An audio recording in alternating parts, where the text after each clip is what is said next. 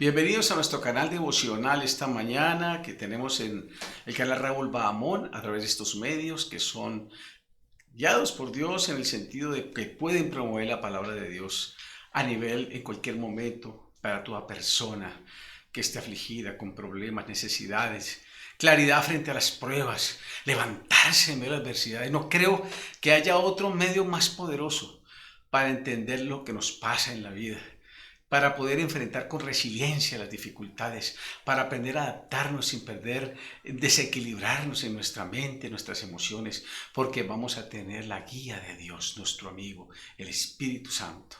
Le invito para que se suscriba y vamos a tratar el tema de hoy. Le invito a que se suscriba y que meditemos un tema que se llama, y que la gente se pregunta, ¿para qué servimos a Dios? ¿Para qué yo me meto en esta situación de invocar a Dios? ¿Qué tiene que ver Dios con mi vida? ¿Cómo Dios puede ayudarme a enfrentar los problemas? Cuando a veces van malos modelos religiosos, donde solamente es conformismo, o una vida aparente, hipócrita, pero no una relación profunda con Dios.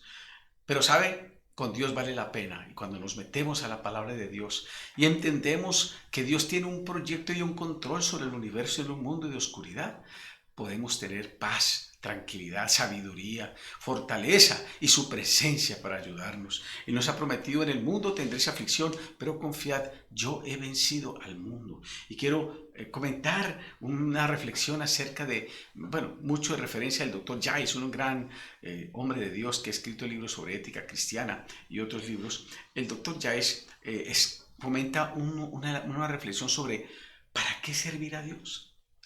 ¿Para qué vamos a invocar a Dios o a tenerlo en cuenta frente a las adversidades que aparentemente nos sentimos solos, desolados? Bueno, la experiencia de Job, y llaman a Job el hombre de la paciencia, es el modismo que utilizamos para referirnos a una persona que tiene una serie de experiencias trágicas, tales como la muerte de sus seres queridos, la pérdida del empleo. En el caso, perdió sus propiedades, sus bienes, accidentes que dejan lisiadas a las personas. A él lo dejaron, a Job lo dejaron prácticamente en una enfermedad de la piel, una enfermedad difícil, no entendido por los llamados amigos. Su esposa, en un estado de locura, le dice: maldice a Dios y muérete. Momentos en que su propia apoyo espiritual o compañera sentimental o la persona compañera de su vida más íntima lo confunde al darle una respuesta totalmente confusiva y negativa.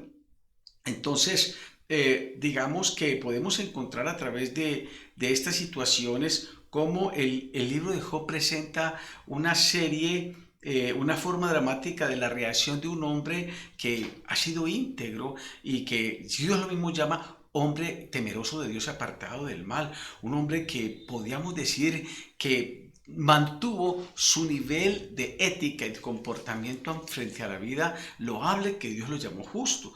Podemos encontrar muchas cosas maravillosas que Dios aprueba en la vida de Job. Por ejemplo, Job vivía sin lujuria. Y, es decir, él mismo en en Job 31:1 dice: ¿cómo pues hubiera podido fijar la mirada en una virgen? O decir la verdad, Job siempre vivió en la verdad. Si he andado en vanidad y mi pie se ha apresurado al engaño, entonces que Dios me pese en la balanza de justicia, decía Job. En 31, 5 y 6 él habla de cerca de esto. Job también había mostrado integridad y un hombre correcto que Dios aprobaba, con una actitud benévola hacia las personas esclavas, ¿sí? Y Job también, aparte de eso, declara que había estado libre de codicia, ¿sí? Cuando en Job 31, 24 y 28 dice: y si puse al oro como objeto de mi confianza y al oro fino dije: tú eres mi seguridad. Entonces, si me ha logrado porque era grande mi riqueza o porque mi mano haya logrado tanto, esto también ha sido un delito.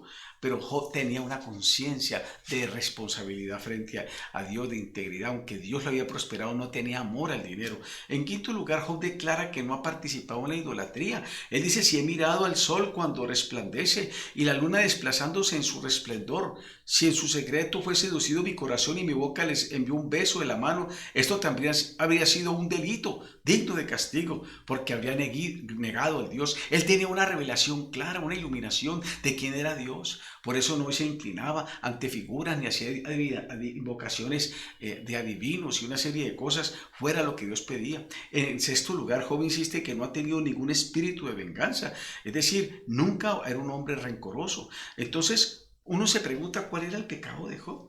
Y muchas personas se preguntan cuando pasan por las pruebas, ¿qué he hecho? ¿Qué he hecho para que Dios me haya causado esto? Y muchos se preguntan, y hay un hombre que plantea que las preguntas que hacemos, y muchas veces el mal que ocurre a gente buena, o a gente que trata de hacerlo bien, cosas, muchos han tratado de responder, pero no han dado respuestas plenas. Dice que el mal viene como una prueba del carácter del hombre. Un experto dice que eso es una posibilidad, o que el mal es castigo por los pecados que el hombre ha cometido, lo cual también en parte puede ser cierto, pero también en tercer lugar el mal es una manera de advertirle al hombre Dios que está vacilando en su servicio, y el cuarto lugar, el mal es un medio para alcanzar una relación más personal y una comprensión de sí mismo de parte de Dios. Y esto es lo que Dios quería de Job. No porque él había sido un hombre malo, porque él lo llamó justo, pero quería darle más crecimiento espiritual. Porque una de las cosas que tenía Job es que, según el doctor Yais y lo que uno ha examinado detenida, el libro de Job, uno encuentra que Job, en medio de ser un hombre justo, era un hombre orgulloso. Era un hombre que consideraba que él era mucho mejor que los demás por sus propios méritos y no se daba cuenta de la gracia de Dios y que él ignoraba los proyectos de Dios, colocaba a Dios como un conjunto de leyes porque solamente veía a Dios bajo las oídas, decía bajo leyes, pero no como algo personal. Por eso cuando en Génesis, en Job 42:6, él se arrepiente y dice, de oídas te había oído, pero ahora mis ojos te ven. Es decir, las pruebas nos llevan a entender que vale la pena servir a Dios, porque el camino que Dios tiene para nosotros es el mejor. Aún en medio de las pruebas, Dios le da a uno crecimiento espiritual. Santiago dice, tengan por sumo gozo cuando se enfrenten ustedes en diversas pruebas, porque esa prueba de la fe produce una paciencia que hará crecer en fe y por eso hará que seamos más madurados en el carácter, porque las pruebas y las aflicciones transitorias de esta vida son pasajeras.